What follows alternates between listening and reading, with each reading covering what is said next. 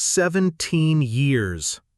I gave them my youth, my loyalty, my sleepless nights.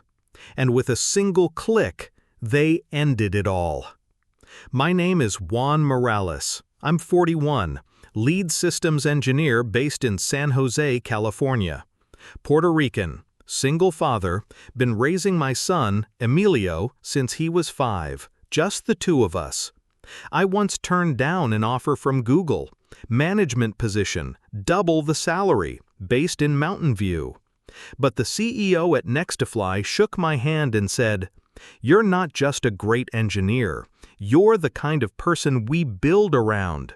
You'll have equity, you won't just build tech here, you'll help shape the future." I believed him, like you believe family. I worked through nights and weekends. On nights Emilio had a fever, I sat beside his hospital bed, one hand holding him, the other typing bug fixes into Athena. Athena, the AI engine I spent 4 years building, was the reason Nextify landed a massive real-time analytics deal with Netflix. Every line of code wasn't just for Athena, it was for me and my boy. And then, I started becoming invisible. I got pulled from strategy meetings. Logan, my manager, called it a temporary restructure. Then I was asked to train a fresh Berkeley grad, CEO's nephew, on the full Athena architecture. At first, I told myself, help the next generation. But the docs they handed him had my name scrubbed clean. During a demo with a Japanese client, they cut my mic mid-sentence. Logan said, "Let Ryan present this section, he needs exposure." The client glanced at their team, clearly confused, but nodded politely. I stayed silent. Just the week before, I was nominated for Director of Engineering.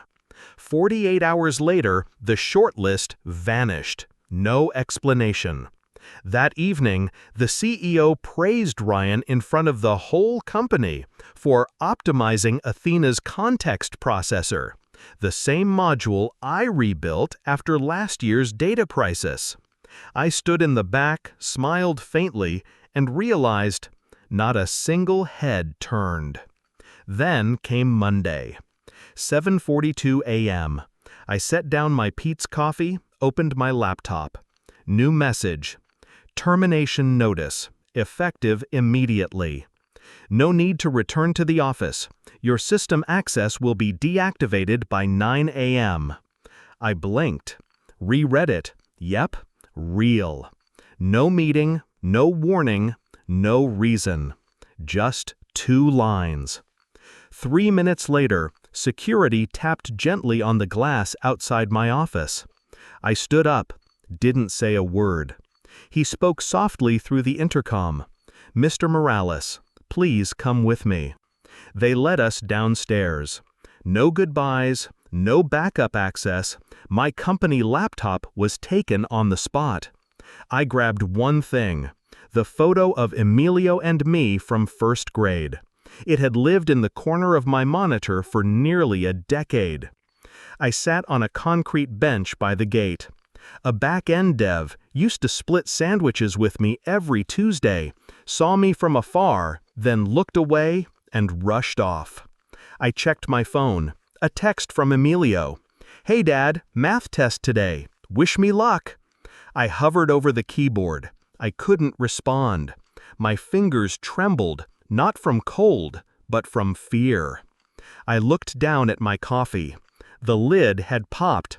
A slow trail of warmth bled across the sidewalk.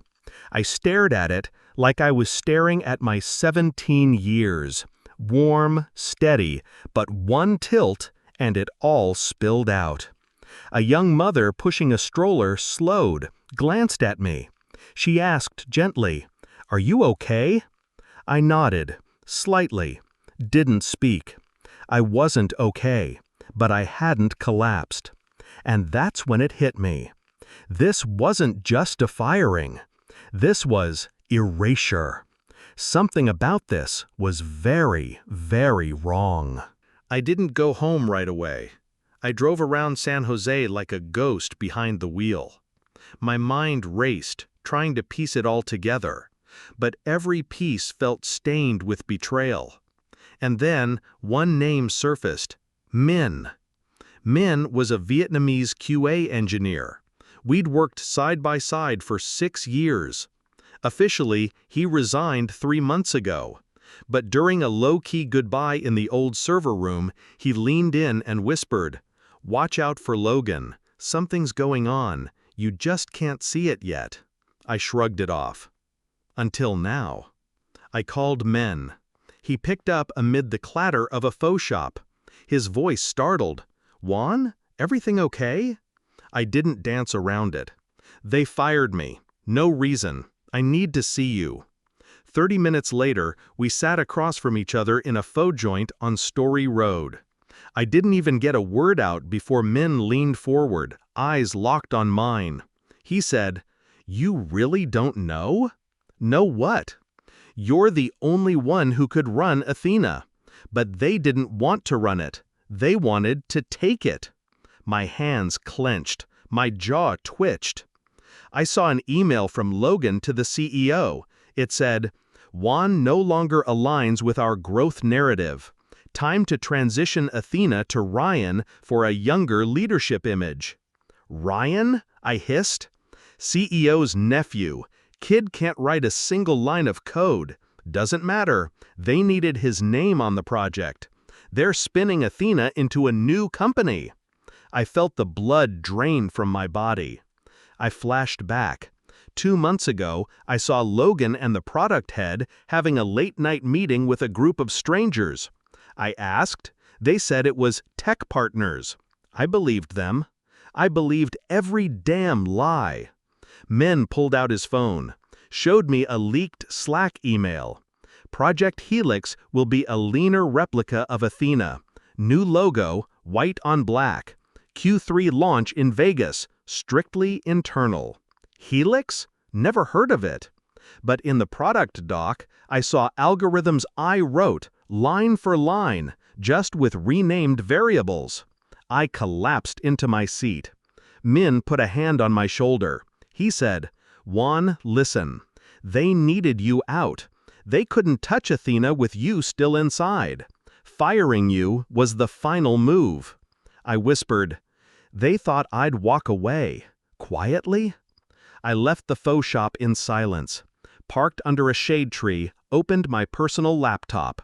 Thankfully, I still had the 2018 IP license, an internal email from the CEO confirming I owned Athena's codebase when the alpha shipped. I pulled up the core files, the AI engine, the natural language module, even the backdoor I'd written in 2020 for stress testing. Everything was still there. They didn't just push me out, they wanted to erase me from the company's history. They thought I had nothing left. They forgot.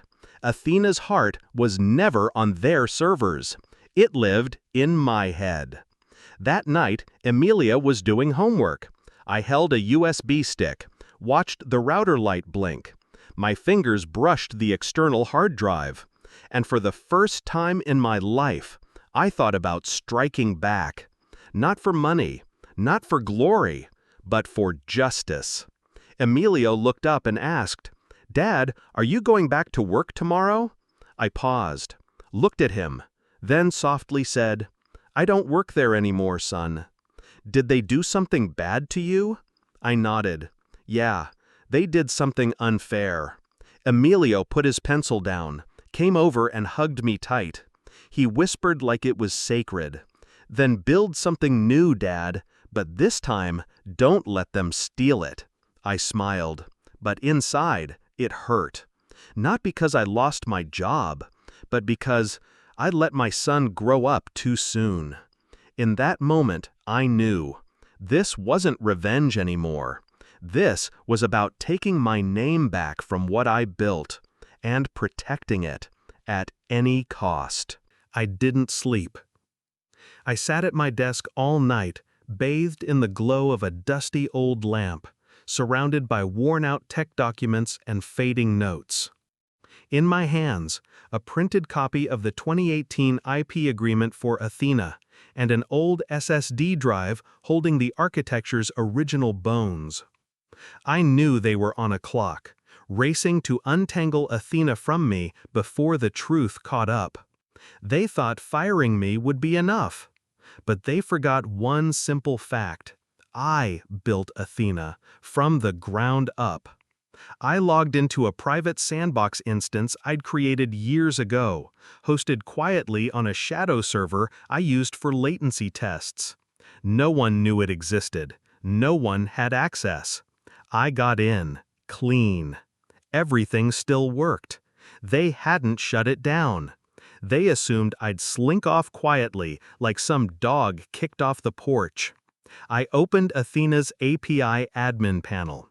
Years ago, I built a hidden protocol, fail-safe lockdown, a kill switch designed to revoke usage licenses if Athena was ever breached or stolen.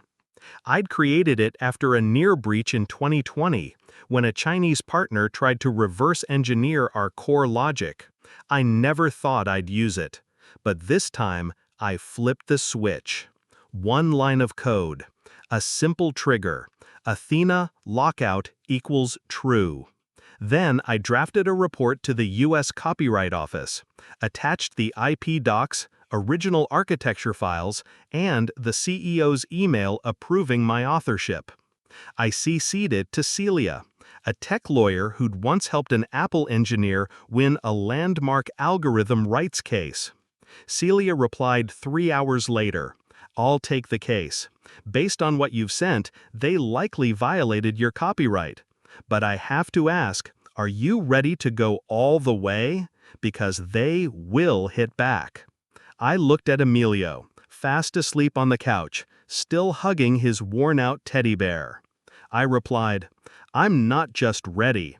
I've been ready since the moment they erased my name from the system." The next morning, Athena crashed. Nextlify's entire AI infrastructure began spitting out access errors. License validation failed. Servers lost access to the middleware layer, the engine that processed all user-facing queries. Client reports flooded in. Customer support was in chaos. No one knew what was happening. Then I got a panicked email from the company. "Juan, if there's a technical issue, please let us know. We didn't want things to end like this." I didn't reply. Not out of hate, just because it was already too late. My phone rang. Unknown number. I picked up. "Juan, it's Logan." His voice was tense.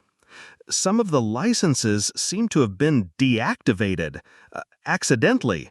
Think you could, help us out?" I closed my eyes. Remembered the way he looked at me that day, like I didn't exist. Calmly, I said, "I think you should talk to my lawyer," and I hung up. That night, Emilio and I taped blank sheets of paper across the living room wall. I took a thick black marker and wrote one word in the center, Lumora. Emilio asked, "What's that, Dad?"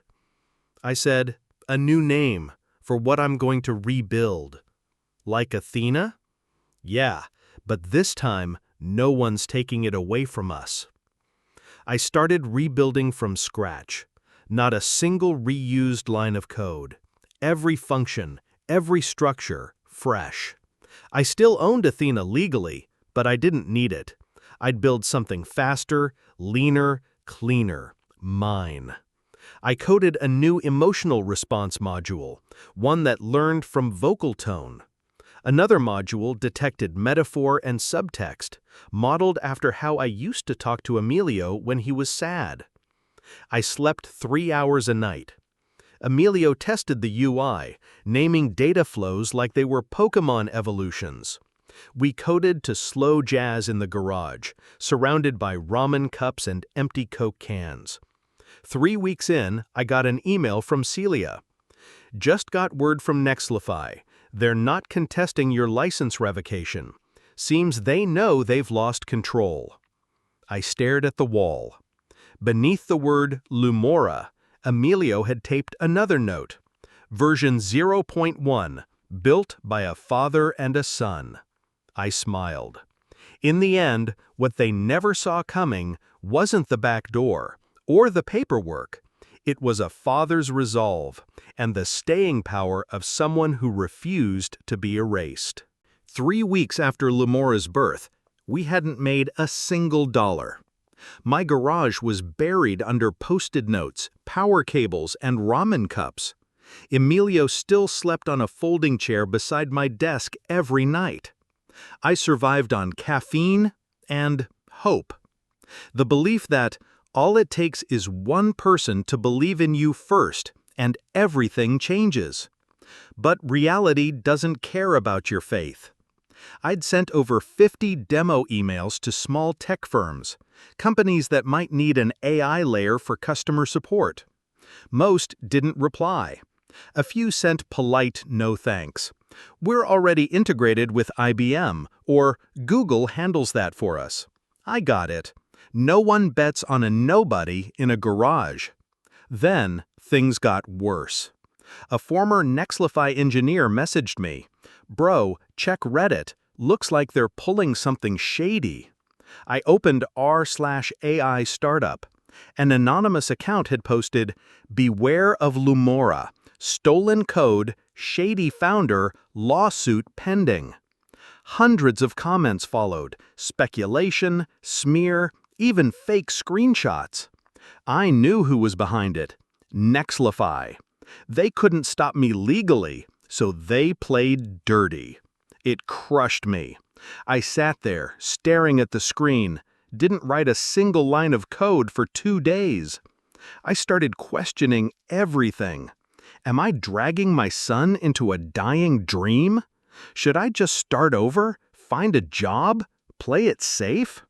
That night, I went out to dump trash and found Emilio doodling on the white wall in the garage. He was drawing a robot. You know, Dad, if Lumora was a real person, I think she'd be really sad right now, 'cause you stopped talking to her. I stood there, frozen, couldn't speak, then dropped to my knees and pulled him into a hug. "I'm sorry, I just didn't think I was good enough." "You don't have to be good to start, Dad. You just have to keep going when things get ugly." I stayed quiet for a long time, then stood up and went back to the keyboard. I coded 18 hours straight, fixed language compatibility, tuned the response latency on speech processing. I added a new module. Lumora could now detect negative emotional cues from customers via chat and adapt tone to de-escalate tension. Emilio beta tested by pretending to yell at Lumora for giving bad weather forecasts. And then something broke through. An email from Takeshi Nakamura, CTO at Shinzo Robotics, a Japanese firm I supported back at Nexlify. "Juan-san, I heard you're building something new. I always respected your approach back in 2021. We have an urgent need. May we test Lumora?" I nearly broke down. We jumped on Zoom. I demoed the system. Takeshi kept nodding, thoughtfully. After 40 minutes, he said, "We'll pilot for 1 month. If stable, we sign a 12-month contract, $400,000. I sat frozen. Emilio looked confused. I turned to him and whispered, "I think we just did it, kiddo." The news spread fast. An Indian angel investor, Vikram Shetty, early backer of Notion, reached out. He showed up one afternoon at the garage, sipped water from a paper cup, and said, "I don't need a pitch. Watching your son draw Lumora on that wall was enough. I'm in for $1 million, for 15%. Keep doing things your way. Low noise, high integrity." A week after the Japan deal went public, Lumora's site crashed from the traffic spike. TechCrunch headline: "Father-son duo challenges AI giants from their garage." And me, the guy they fired in 2 sentences, was now CEO of a platform that my former company was scrambling to clone. That night, Emilio took a highlighter to the wall, under the words version 0.1. Version 1.0, Dad made the world look back. I didn't say a word, just hugged him for a long, long time. I knew what came next would be harder, but this time I was the one driving. A few small Bay Area startups adopted Lumora Lite, but we kept the core system under our control. I told our 5-person team, "We're not selling software, we're leasing out emotional intelligence." They nodded. I realized we weren't just building a product, we were setting a new standard for ethics in AI. But right then, Nextlify struck back. One day, I got an email from a VC I'd scheduled with. "Apologies, we need to cancel tomorrow's meeting. Some legal concerns came up." My gut twisted. I double-checked Lumora's legal docs. Everything was clean. But an hour later, Vikram called. "Juan, they just hit us with a letter claiming Lumora's built on Athena code. They want to take you to court." I wasn't surprised. I'd been preparing for this from day one. I said, "Lumora's code is clean. Every line built from scratch. I've got logs, commit history, third-party audits, everything." Vikram just said, "Good. Then we don't back down." I called Celia, the same lawyer who handled the Athena IP case. She gave a dry laugh. "They're slinging mud, hoping something sticks, but they forget you're not in their system anymore. If they take this public, I'll take it louder." I asked, "What else do they have to lose?" Celia replied, "Them? Nothing. But you're standing in the light now, and they hate that." The next week was chaos. Nextlify released a press statement hinting that certain emerging AI startups may be using frameworks structurally similar to Athena. They didn't name us, but everyone knew. Twitter exploded. LinkedIn lit up with experts posting side-by-side comparisons, fabricated proof of overlap between Athena and Lumora. I knew what this was: optics warfare. I gathered the team. Didn't mention the lawsuit. Just pulled up a slide. Version 1.1, real-time emotional adaptation via Zoom. The team lit up. I knew this was the only way through. Keep getting better. 3 days later, we demoed the new build at TechBloom SF, a small but influential conference. I stood on stage. Just a laptop, a stable connection, and Emilio's eyes watching me from the front row. I started the demo. An attendee threw shade with a loaded question. If I say, "I hate these garage startups that think they'll change the world," how does your system respond? Lumora responded on screen, soft female voice. "Sounds like something hurt you before and made you doubt. I'm here to listen." The room went still. Then applause, slow, then rising, then all at once. Not because of the feature, but because it felt human. That day, a TechCrunch reporter asked me, "Care to share why you built Lumora?" I looked at Emilio, on his feet now, flashing me a thumbs up. I said, "I built it so no one would ever lose their voice again, just because someone more powerful said they could." 2 days later, I got an unexpected email from CEO@nextlify.ai. Subject: technical collaboration. I opened it. It was from Nextlify's CEO, the same man who fired me in 2 lines. Now he wrote, "We believe there's room to rebuild the bridge between technology and people. Lumora is a remarkable platform. Let's meet?" I read it. Didn't laugh. Didn't rage. I just forwarded it to Celia and typed 1 line back. "Light doesn't need anyone's permission." That night, Emilio handed me an old photo. Me holding him at 6, both of us in front of the Athena beta screen. "Remember this, Dad? You said one day we'd build something they couldn't ignore." I nodded. and for the first time, I let my son see me cry. We taped the photo to the Lumora wall. Underneath, I scrawled, "We didn't start at the top. We started in the silence people forgot was a form of power." 6 months later, I was invited as the keynote speaker at Tech Disrupt, San Francisco. This year's theme, Who Gets to Lead the Future? They introduced me as founder of Lumora, the emotional AI platform adopted by major corporations in Japan, South Korea, and Canada. I wore a charcoal suit, blue tie. Emilio picked it, said it looked like hope. When I stepped on stage, the spotlight hit my face. The hall, 2,000 people, fell silent. My first slide was simple, a photo of me and Emilio in our garage beside a glowing code terminal. That photo had once been deleted from Nexlify's servers. I said, "This is where Lumora was born, not in a boardroom, but in a cramped garage, by a father who's lost everything except his love for his son." The room was still.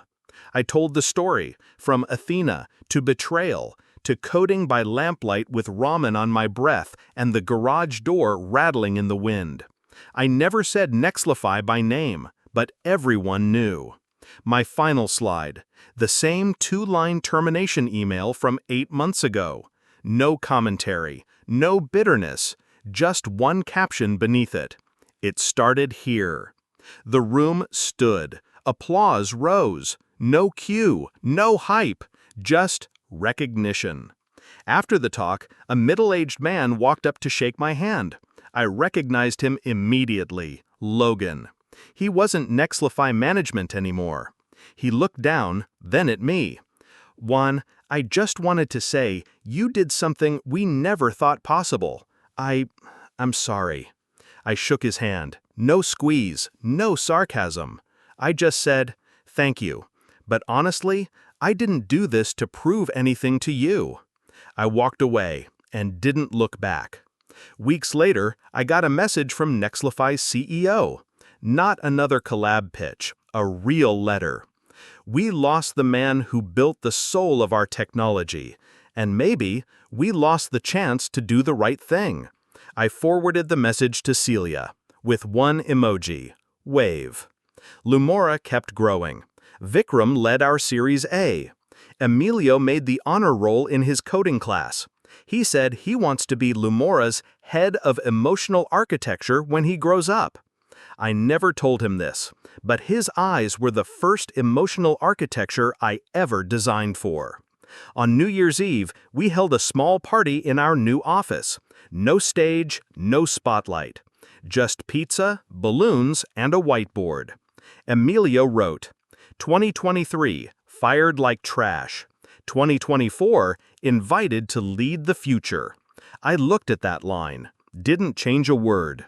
A reporter asked me, "What's the biggest lesson from your journey?" I answered without hesitation. No one can take your light unless you hand it over. They can fire you, erase you, make you feel like you don't matter. But sometimes, the moment they wipe your name off the whiteboard is exactly when you start writing your own story. That night at home, Emilio asked, "Did you forgive them, Dad?" I answered honestly, "I'm not sure, but I know this. If they hadn't done what they did, I might have never found the courage to build what you're proud of today." I stepped onto the porch. A breeze brushed my shoulder. Overhead, a commercial plane cut a glowing arc through the sky. I thought about Athena, Lumora, and that other version of me sitting quietly on a concrete bench the day I got fired. I smiled. Not bitter, not triumphant, just at peace. They once saw me as a shadow, but I was the one who built the light.